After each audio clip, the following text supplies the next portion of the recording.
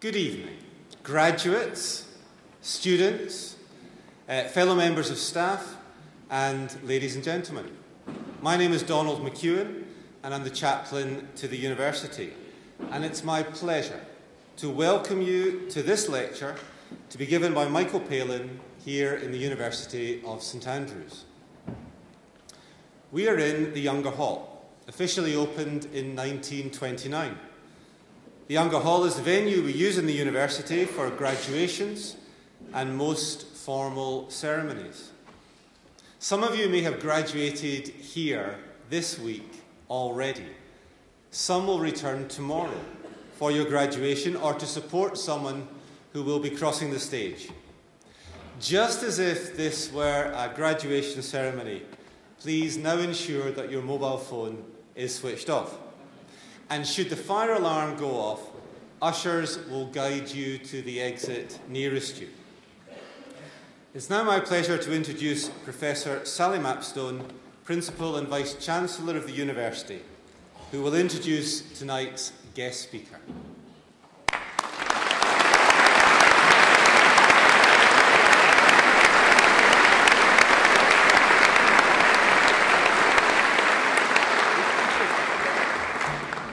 Thank you, Donald. You'll see that I'm doing just a slight microphone adjustment here. Good evening, everybody. It's my pleasure and privilege as principal to welcome you here for this very special public lecture. Our speaker this evening is a person many of us will feel has been part of their lives for, well, if he'll forgive me, almost half a century. And I speak as someone, a portion of whose misspent youth was spent attending television recordings of Monty Python's Flying Circus because the dad of one of my best school friends wrote music for them. That was the late Fred Tomlinson. Since those glory days, our speaker has not rested on his laurels. He has maintained an outstanding career as a comedian, writer, actor, and broadcaster. Michael Palin is undoubtedly one of our national treasures, not only for his contribution to student well-being. I'm sure we've all been at a party where an awkward pause in conversation has been broken by a line or two from The Life of Brian, but also for his travels, his inspiring appetite for discovery, and his modesty and compassion. He is here in St Andrews to receive an honorary degree tomorrow, becoming the third member of the Monty Python team to be recognised in this way. John Cleese, who served as our rector from 1970 to 1973, was awarded an honorary degree in 1971. And Michael's long-standing writing partner and friend, Terry Jones, was honoured in 2013. It's perhaps ironic that a comedy series devoted to sending up the establishment has become an entry in the Oxford English Dictionary, to which Pythonesque was admitted as an adjective in 1989. But that is a measure of the cultural impact of the Python's work. As indeed is the very recent news that Michael's personal archive of notebooks and diaries has been acquired by the British Library. What a wonderful resource this will be, since Michael has been keeping a diary since he was in his mid-20s.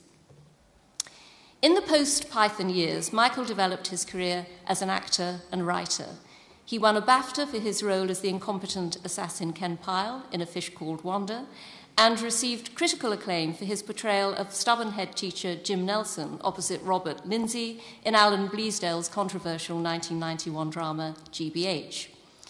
He was made a CBE in the 2000 New Year's Honours List for his services to television, drama and travel, and received a Lifetime Achievement Award at the 2002 British Comedy Awards. Michael's travel documentaries have taken him to 96 countries and some of the remotest places on Earth. Michael, we have staff and students from nearly 140 countries at St Andrews, so we really do expect you to keep going until you've got round them all. So it is still excellent that Michael is still on the road. In March, he travelled to the Falklands via Ascension Island in order to carry out research for his latest book project about HMS Erebus, a Navy ship refitted for polar exploration, which was lost while attempting to chart the Northwest Passage. And he's recently returned, as he's just been telling us, from a literary festival in Australia. Michael's travels kindled a love of geography, which he delights in sharing with others and which has been recognised by learned societies with a great number of awards. I don't want to trespass on tomorrow's laureation address, so I shall mention here only his recent acceptance of the 2017 Edward Stanford Award for Outstanding Contribution to Travel Writing, which combined three of Michael's favourite things: independent bookshops, writing and travel. So I'm really delighted that Michael has joined us for this year's graduation ceremonies. Although I fear he may not appreciate being described in this way, he is a wonderful role model for graduates taking the first step in their post-university lives. He has described his career as being driven by, quote, the irresistible urge to do something completely different, and is still curious about the world around him and the people in it. He has excelled in every aspect of his long and diverse career, and he has found time to campaign for causes in which he believes: prison reform, sustainable transport, and the need for a cure for dementia. Michael, it gives me great pleasure to invite you now to address us on the question, why geography? Ladies and gentlemen, Michael Palin.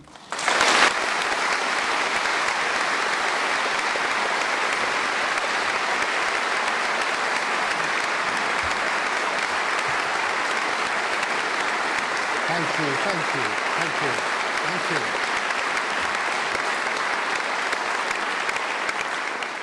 Oh, if only I were half the things you said I was. It was far too nice. Well, I am delighted to be here at St Andrews University this afternoon. As Sally has already said, by this time tomorrow I shall, unless the authorities panic and realise that they meant to give the degree to Sarah Palin,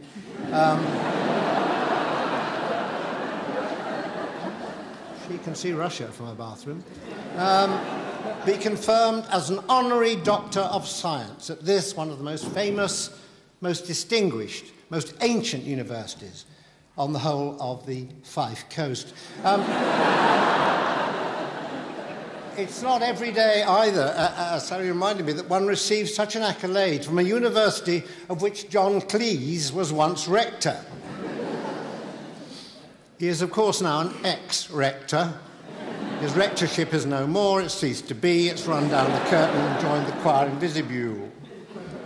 But to be even considered as a Doctor of Science is not only a great honour for me, but also a much appreciated corrective to my general judgment of myself as someone who has never excelled in any field of science.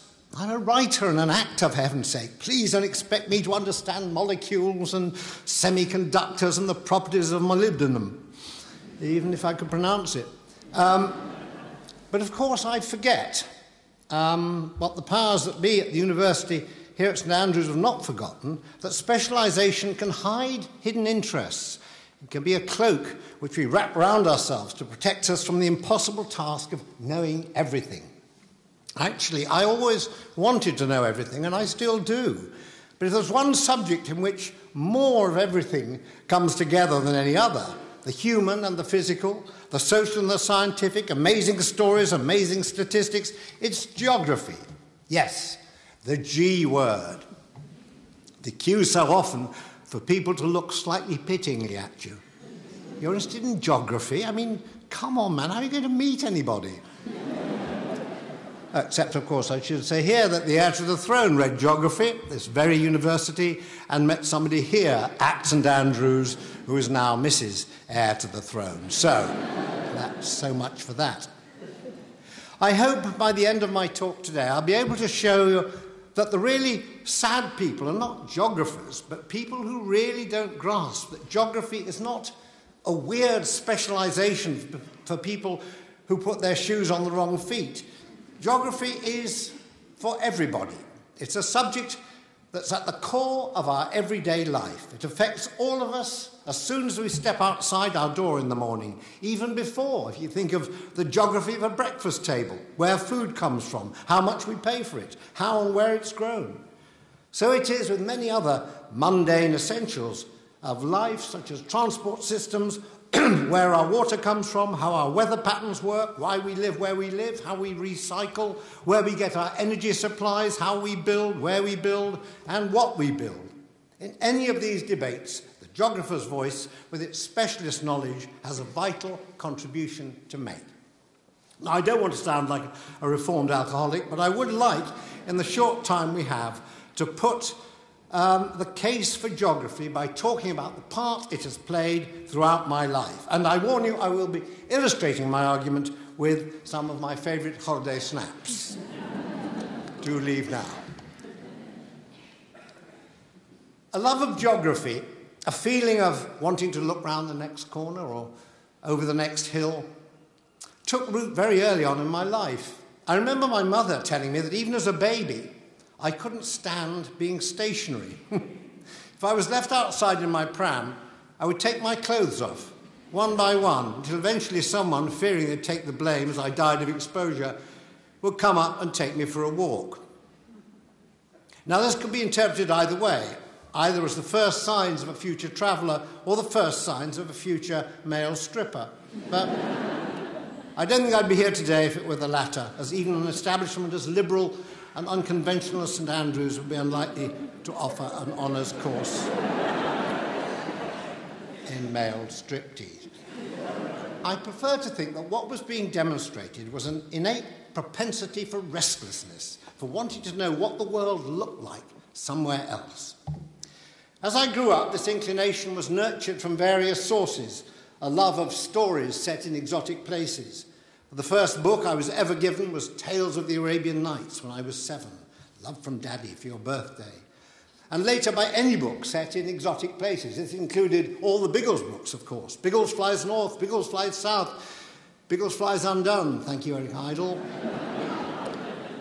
Conan Doyle's Lost World, Jules Verne's Around the World in 80 Days, Hornblow's Naval Stories, magazines like the National Geographic magazine. But most importantly, by two very influential and very eccentric geography masters. John Hall, who taught me geography at my prep school in Sheffield, was very keen on field trips. And the chance to get away from school and not be arrested for it made geography very popular. But it wasn't just Sheffield he wanted to show us. Mr. Hall wanted us to see the wider world, the world beyond. To this end, he took us to Nottingham. He didn't just take us to Nottingham, he took us, and imagine this is about 50, 11-year-old boys, to John Player's cigarette factory in Nottingham to see how cigarettes were made. Can you imagine that? 50 would-be smokers of the future, all seeing these cigarettes coming off the production line at an enormous pace.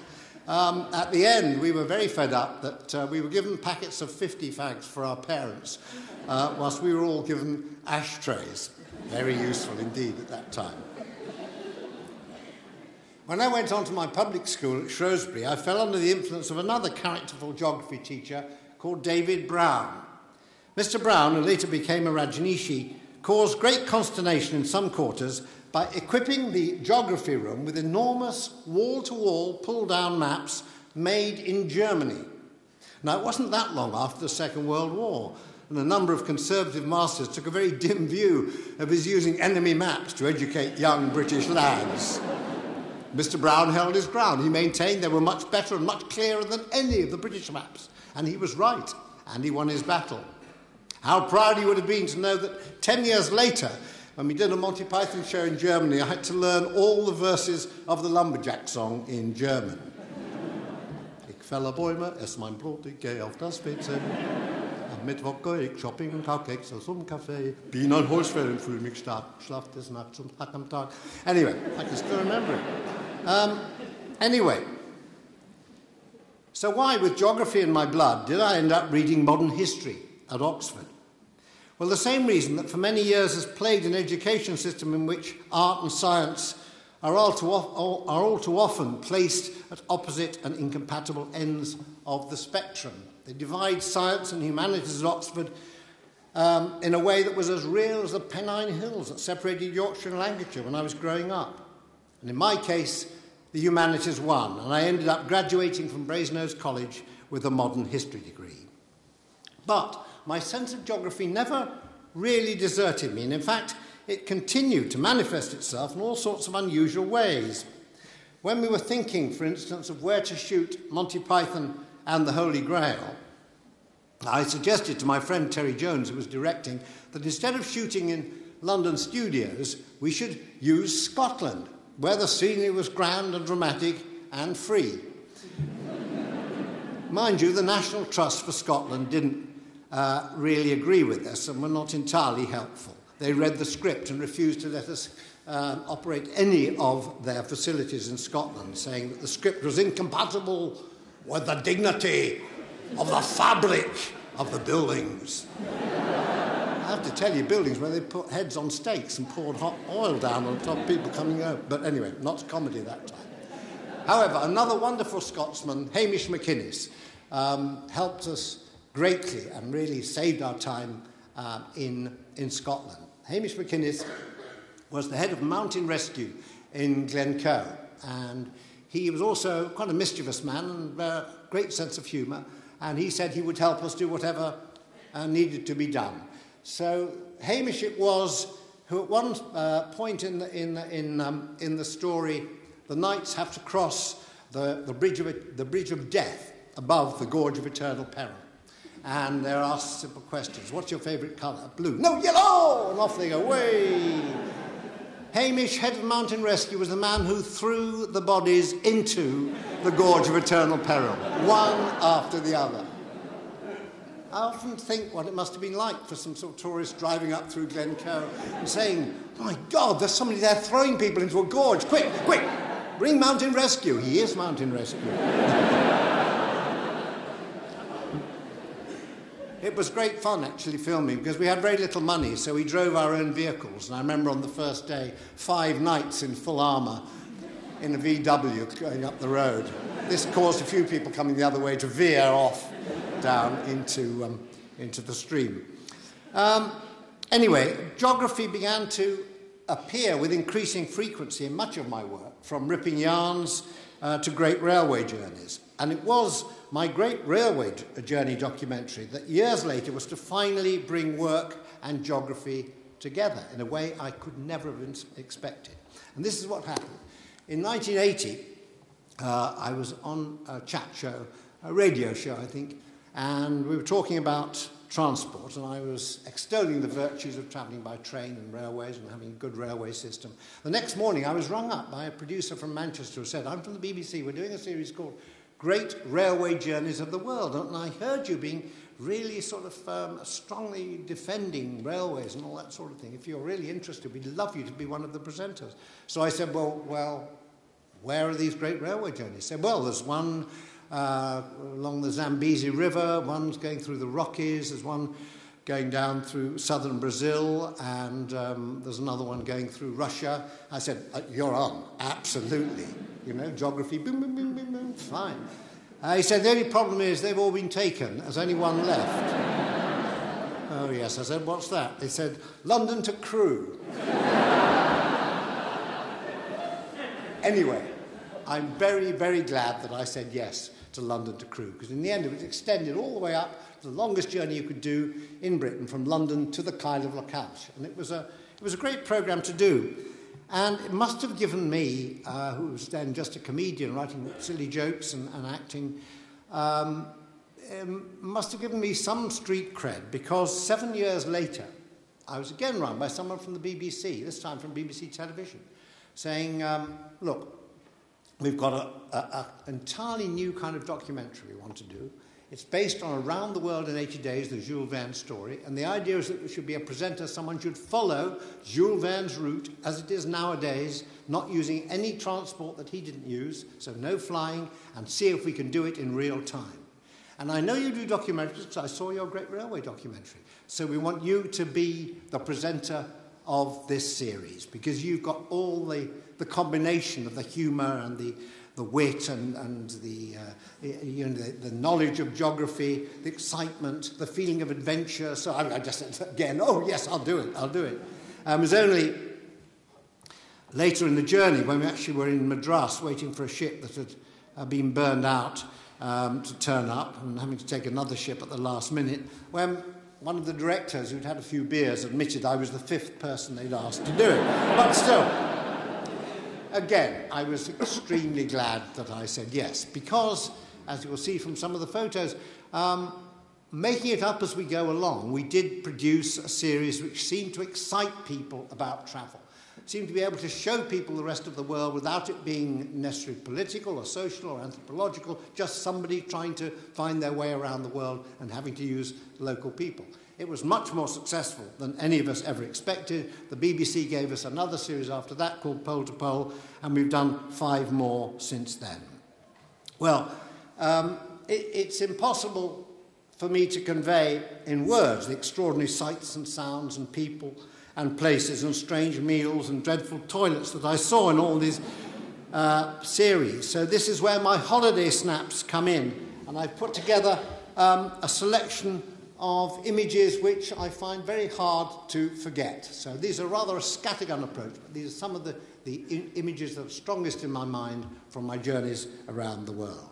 So here we go. Now this first is where we started the full circle journey. This is Little Diomede Island, and it's in the Bering Strait, and it's between Russia and Alaska.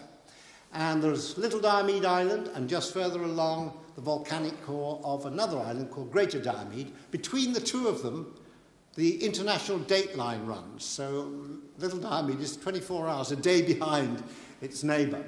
The Americans are very anxious to get the Inuit who live on the island to come off the island to live more comfortably on the mainland, but they've resisted that, said we've always lived here, we know how to fish here.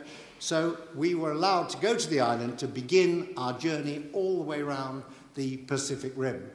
And a rather extraordinary thing happened. There's about 60 Inuit families there, and I did my opening piece to camera, and we walked down towards a sealskin boat, which they had provided for us to go across back to the Alaskan coast. And I noticed a group of the elders from the Inuit tribe eyeing me rather kind of suspiciously, or what seemed to be suspicious, and they followed me down the hill, and I was kind of smiling away, and we were shooting this, and we were taking pictures of that, and I kept looking, they were still there, and they were still there. We finally got to the beach, and they were still there, and this time they came slightly closer to me. One man really peered at me. I thought, oh this is some ceremony. I may be needing my nose rubbed or something like that. Got to be prepared for whatever might happen. In fact, he came to me and then he pointed and said, "Aren't you the guy from Monty Python and the Holy Grail?"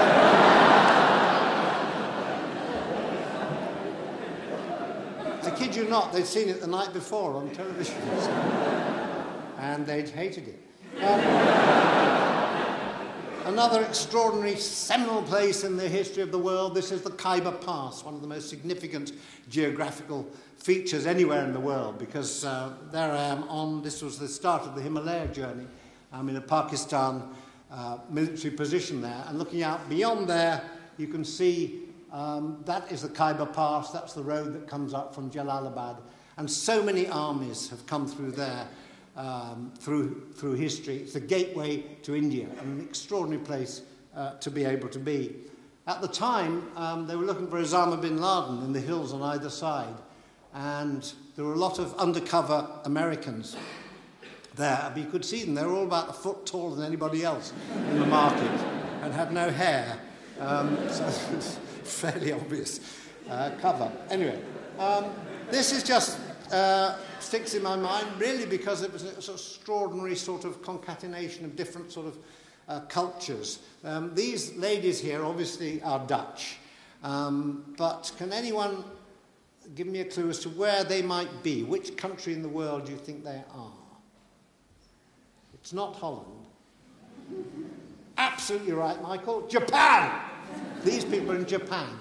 It was an extraordinary place called Hustenbosch, which is a Dutch town which has been totally recreated by a Japanese billionaire near Nagasaki as a thanks to the Dutch for, during the Edo period, when Japan was sort of separated itself from the world for about 200 years, the only trading nation that was allowed to come in were the Dutch, and they came into Nagasaki. So they're very thankful to the Dutch. And he created this place. So you've got this weird and extraordinary place. Lots of Japanese people in their own country wandering through a Dutch town where people with cheeses and all that, and there's dancing, and there's a kirk and all that sort of thing. And there are these ladies with clogs playing quite difficult instruments, not even touching the handlebars. But the really extraordinary thing and the most admirable thing, I think, about what they're doing is that they were playing Bohemian Rhapsody.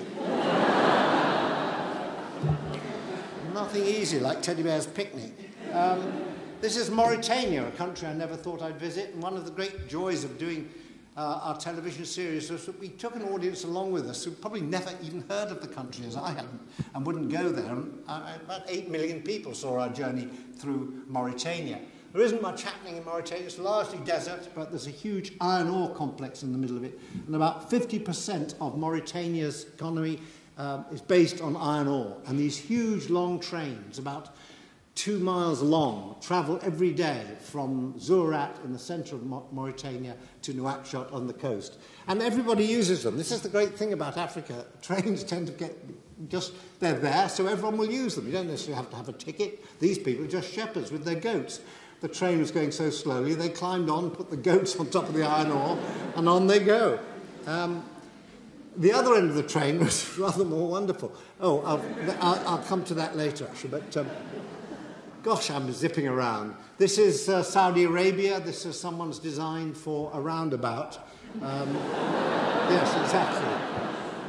In the Arab world, you're not really allowed in public to depict a human face, so it has to be something abstract. This was done by a Danish architect. They told me it was a design for a roundabout. It might just be an abortive design for a car park, where the concrete dried rather too late, or too early.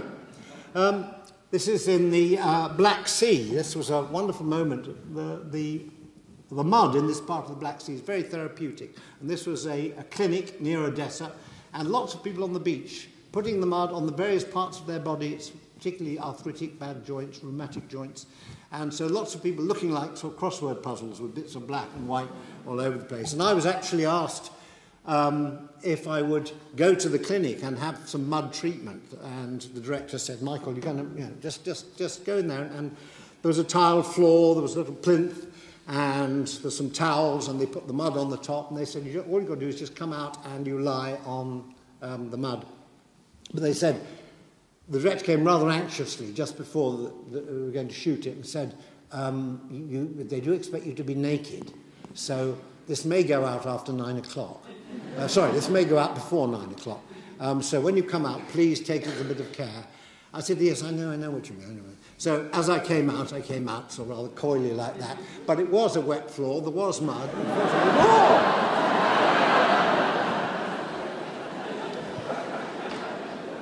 And nobody noticed. At 8 o'clock, go out at 7 o'clock. What's the problem, Michael? This is how we shoot. This is my director, Nigel Meakin, filming me on the gold sands of Nome in Alaska, where there was lots of big gold rush at one time. There's still people go panning for gold on the sand there. It shows the difficult relationship between me and the cameraman sometimes. He wanted to get shots of me suffering, bouncing along, but I couldn't see where I was going, obviously, because he was in front of me. So he got more angst than he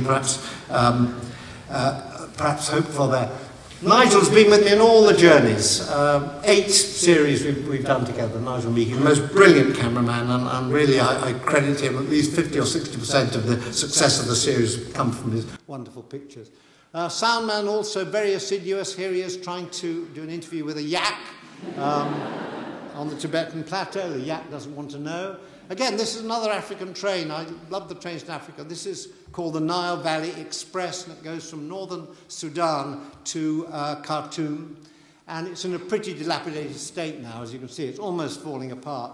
Again, it's one of these trains that doesn't leave until everybody who wants to be on it is on it. So you get on the train, and it may be maybe 2 days before everybody's on it. And then it leaves, and then you find there are people who suddenly appear from nowhere and get on the roof of the train. And apparently you are allowed to travel on the roof of the train. There we are. For free, all the way to Khartoum, but you're not allowed to get on until the train has actually left the station.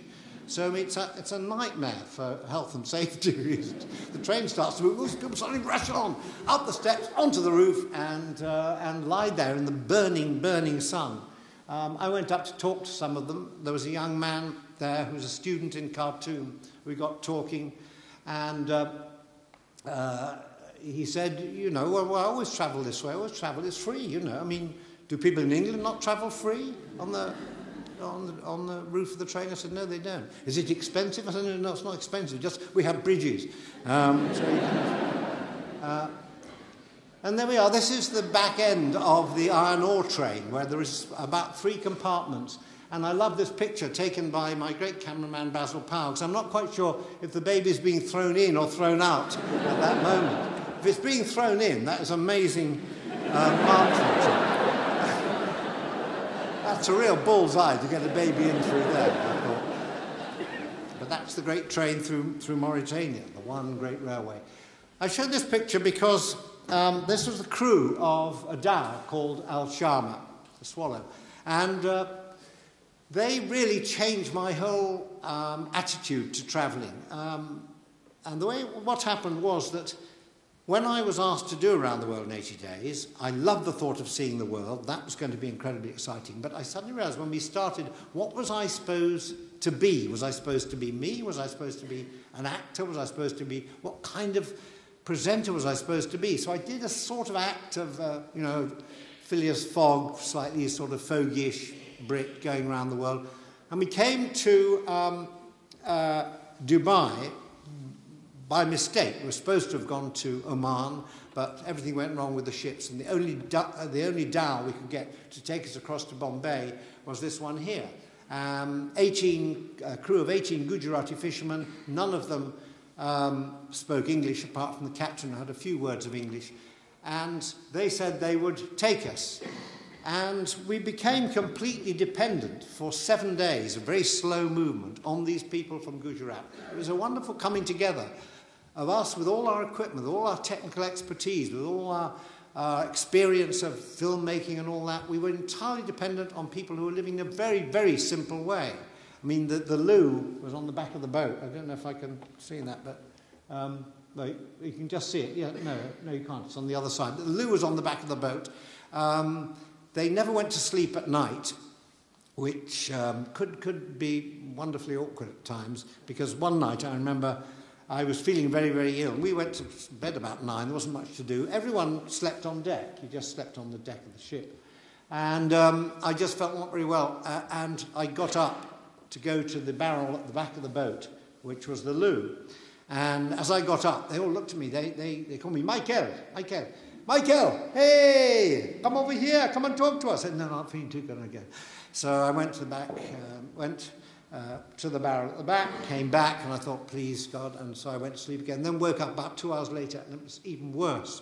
Once again, I had to get up, and this time they're very excited. Hey, Michael, you cannot sleep. Hey, come talk to us, come talk with us. Because they were there all night waiting for sort of mines to float down the Persian Gulf. And I said, no, I've got to go, and I've got to go. Got back, and I said, please, Lord, may that be the end of it. But it wasn't. And I had to get up a third time, and this time they were ready for me. And as I got up, creeping towards the loo at the back, I heard them say, hey, Michael, come over here. We have made you a curry.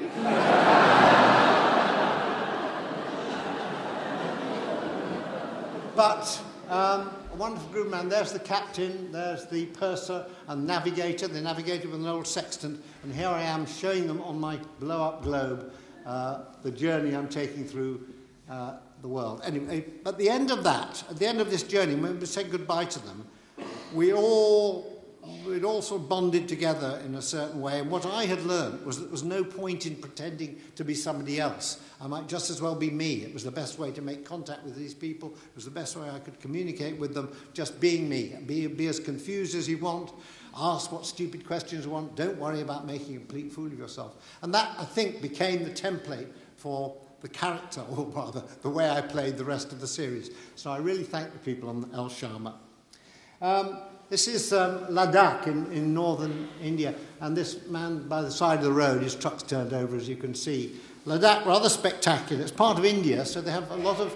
The Indians very much have road safety campaigns, and indeed, where this was, there was a series of little signs along the road designed to keep people quiet and improve their driving. So the first sign would say, after whiskey, driving risky. Next one would say, drive like hell, you'll be there. Another one said, better be Mr. Late than the late Mr. And the fourth one I couldn't read because he'd run it over and crashed it. Whilst in northern India, this is Pakistan, this is extraordinary people to meet. This is Prince Malik, who's a feudal prince who was very, very keen to show me that he encouraged local sporting activities in the traditional mould. And he got his guys out, and their main event during this games afternoon was bull racing. Absolutely pointless sport as far as I can see. The bulls didn't want to race. A man gets on the back, stands on a little sort of disc, silver disc, and goes like that, and off go the bulls. Well, the bulls don't want to do it at all. You can tell, because the first thing they do is get rid of the man on the back. He goes flying off. The bulls then turn and go off through the crowd. Great noise. And the crowd absolutely love it. Once again, I mean, it's health and safety gone mad, but people just like I think they like the excitement of it. This is probably the world's worst position for a snooker table. This is on the edge of the Himalaya, just after a landslide. There they are. They didn't stop. They carried on. Cricket here in the Himalaya again. This is right up in the mountains. Bunyazum is the peak at the back there. These are in the Hindu Kush and Karakoram mountains. And they play cricket everywhere in Pakistan. Here they were playing. And it's a great place for a game. But of course, if you hit a really smashing six, you might have to wait 3 days to get the ball back from down the valley. There's things you have to learn to do. I learnt to milk a yak, or I think they're called drees, female yaks. Very, very difficult thing to do. And the director knew I was having trouble and kept the camera going on and on. And eventually the man, the nice farmer, Sonam, came out, you know, kind of, are you all right? I said, well, I think I've got about enough for a cappuccino. And that had been after about 20 minutes. Washing an elephant, another thing you learn to do as you go around the world. This is in Kaziranga National Park in Assam. The elephants are quite a danger to local people there. They don't particularly like them because they trample their crops and they go to their villages. So the people in the park rangers have instituted a campaign to try and instill into people that elephants are friendly creatures, don't be frightened of them, get to know them. One of the things they do, anyone can go down when they're having their bath late at night and wash the elephants. And there I am washing an elephant. And I wasn't sure how close to get because there's a great tusk. And they said, oh, no, you can get really close, they like it. And actually what they really like is to have water sprayed at the top of the tusk. They like that. That's where they like to be clean. I said, you're not going to get me to do that. No, go on, it's absolutely fine. So I did it, and as I got to the top of the tusk, I was actually spraying the water on. I suddenly heard this kind of, ooh, ooh, from the elephant. Obviously I was enjoying it very much. Oh, reminded me of those old pictures of the Raj, where there's some sort of kernel in there. Yes, Palin, a little bit more under the armpits, that's jolly good, yes. Things I had to do, I had to learn whitewater rafting. The director said, have you done whitewater rafting before? I said no. He said, this is the place we're going to teach you for the first time. Underneath the Victoria Falls, you can see there, an enormous amount of water falling there, and a series of very, very lively rapids. We had about 10 minutes to learn what to do, and off we went. What I quite like about doing the journey is just we're dropped into the middle of doing these things. If someone had said to me, look, you're going to learn whitewater rafting underneath the Victoria Falls tomorrow morning, I'd have said, no, I'm not. But I was there at the time, and I did it rather well. There was. They said, the main thing is just to lean forward, that keeps the boat down, and you can look at the wonderful canyon around you as you go down and see the beautiful views. I said, really? And I realised straight away that was a complete con, and that's where it ends up. Totally unseen. This is just striking parts of the world. This is, again, in Pakistan, Karakoram Mountains. Pakistani helicopter landing me there. There is a war on. There's a line of control over this border here. The Indians and the Pakistanis still fighting over Kashmir. People stationed at sort of 17,000 feet above sea level in the ice there. And this is one of the great views. That's K2 in the background, the world's second highest mountain, incomparably more dangerous than Everest. I think about 300 people have climbed K2 and 70 have died in climbing it. And this great glacier, one of the glaciers that doesn't seem so far to have been affected much by global warming, the Godwin-Austen Glacier. Machu Picchu, another place which one has to go and see. I gather it's so popular now that they're having to sort of limit access to it. And this is a problem. Places become so popular, so many people visit, and people actually, if they're not careful, they're destroying the beauty of the place they're visiting. So I'm quite glad that in Machu Picchu they're actually going to sort of limit access. But an extraordinary place. A lot of buildings. You can walk through what seems like an old town, and actually you can see the walls, you can see the layout of the buildings, all deserted hundreds of years ago. No one knows exactly why. This is Cappadocia in Turkey. Unforgettable landscape, originally of volcanic lava which hardened, and then over the years it was worn away. At the top, there were sort of basalt spikes at the top of these columns which keep the lava underneath intact. But it's very friable, and people actually live in there. There's a lot of troglodyte dwellers in Cappadocia, and they live and they make their buildings in the caves there, and it's become very trendy to go and live there. It's very, very warm during the winter. It's very cool during the summer. So rush along if you want to get them. This is the Sahara Desert. Again, a sea of sand, an extraordinary view there. And you can see, there we are, there's Nigel, and there I am up there being filmed crossing the desert. And for some strange reason, the director told me to go in front. I said, in front of the guide. Why? I know where I'm going. And one has to do silly things like that. I said, no, don't worry, just head for Egypt. One of the great buildings of the world, the Grand Mosque at Djenné. This is made entirely of pressed clay. And every year, this extraordinary mosque is recladded by the people, recladded, I should say, by the population of the town of Djenné. And everybody has to go in, everybody has to do a bit of work. From the oldest to the youngest, everyone has to help reclad one of the great buildings of the world. Again, waterfalls I love. This is the Blue Nile Falls in Ethiopia. One tends to think of Africa as not having much water, but the water for the Nile has to come from somewhere, and it comes from Ethiopia, where rain falls in the highlands of Ethiopia and a sufficient amount to supply enough water, really, for the whole of that northern part of Africa, right through from Ethiopia to Egypt. This view here you will not be able to see again because the Ethiopians have built a big reservoir across the valley in order to provide hydroelectricity for their country. And it's a source of considerable strain and concern between Ethiopia and Egypt. Whether they've sorted it out or not, I don't know. But that's the Blue Nile Falls in full flood. Very impressive indeed.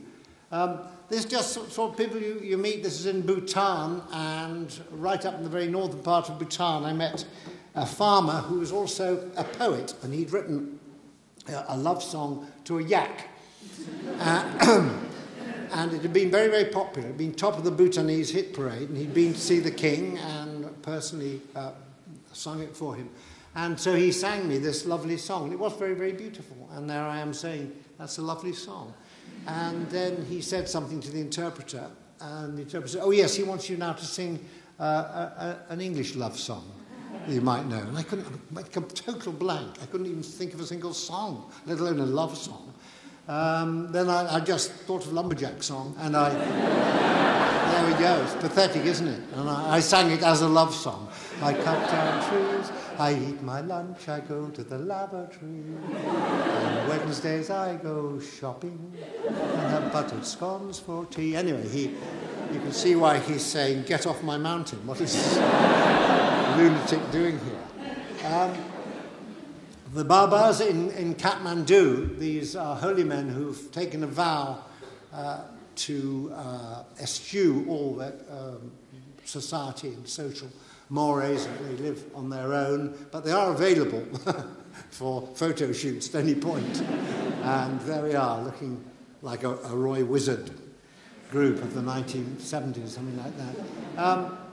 Businesswoman of the Year, this is in Bhutan also. We were trundling up the hill through Bhutan, and very, very snowy, very bleak. It was very cold, and we saw a woman surrounded by some yaks, and as she saw our vehicle going up the road, she suddenly took, in great amazement and wonder, dropped everything, grabbed a packet of bags and rushed up the hill to us, and she had 3 or 4 yak skin tote bags, there you can see, which she sold to us. I mean, we were so amazed that she appeared from nowhere. And I myself bought 3 of them. And they are still available at home if anyone will want them, because yak fur is very, very rough indeed, and you wear it, it's actually going to sort of leave quite a scar on your upper thigh. But they do look beautiful. And finally, this... I suppose I'm showing this rather because it's almost the end of the story, but it was the end of one of our most arduous journeys, which was from pole to pole, North Pole to the South Pole. And here I am standing at the South Pole. It's very difficult to convince people you are at the pole because basically it's just snow. But I promise you, I have been to both the North Pole and the South Pole. And when we got there, I had to do a final piece to camera, just summing up the journey that we'd done.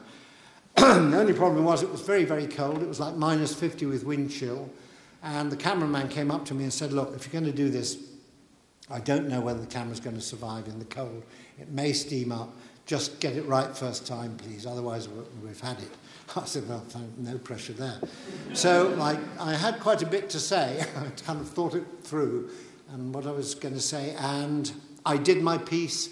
And it was bitterly, bitterly cold, but I got it exactly right, and I was so pleased, very excited, end of the journey, right, let's go. And I noticed the sound man sort of crouched there, looking at me with a bit of a sort of slightly odd grin, slightly embarrassed grin. And he said, I said, what are you smiling at? He said, well, I think you should have a listen. You might want to do it again. I said, well, I don't know, I got it absolutely right. No, he said, no, the words are absolutely right. It's just the way you said it might be a little wrong. I said, oh, come on. So he said, well, listen. I listened to it. And I knew what he meant, because at one point I said, I was trying to recapture what this moment meant to me. And I said, I remember as a schoolboy in Sheffield reading about the exploits of Scott and Amundsen under the bedclothes at night.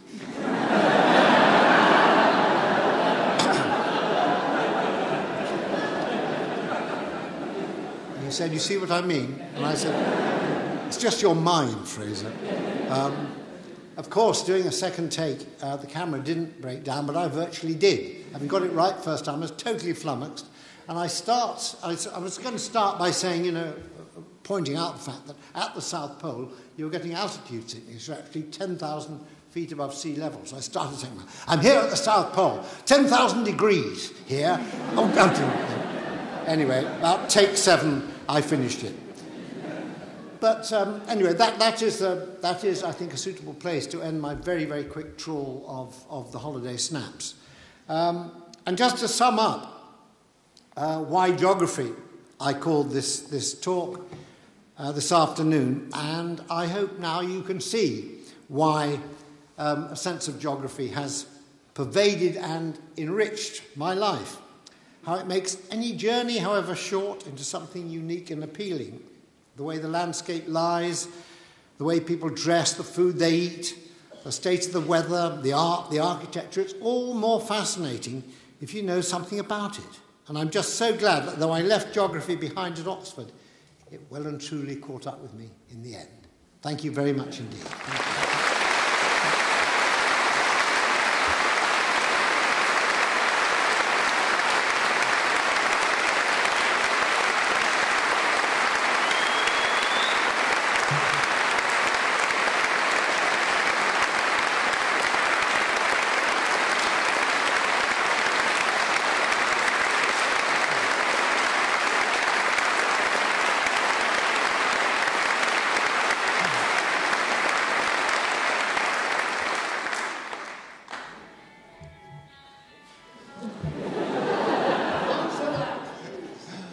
Well, Vice-Chancellor, colleagues, ladies and gentlemen, what a feast we've had this afternoon. Given how massively oversubscribed the ballot for tickets was for this particular lecture, we are very much the lucky ones. It gives me enormous pleasure on behalf of the university and all of us here tonight to thank you very warmly indeed for a marvellous, marvellous lecture. All of us in the School of Geography and Sustainable Development were naturally thrilled when we discovered what your title was this afternoon, Why Geography? And you've given us the most fascinating, richly textured, evocative tour from your globe-trotting experience, which we've all enormously enjoyed. I personally am also delighted to have the opportunity to meet Michael Palin, because for many years here in the visiting day talks that I do for prospective geography students, I always start my talk with a very bold quote, a quotation which I'm told Michael Palin delivered at some point in his past, which is, geography is the subject that holds the key to our future. And today I get the chance to ask him face to face whether he actually said it. But whatever the answer, you did. Well, that's a great relief.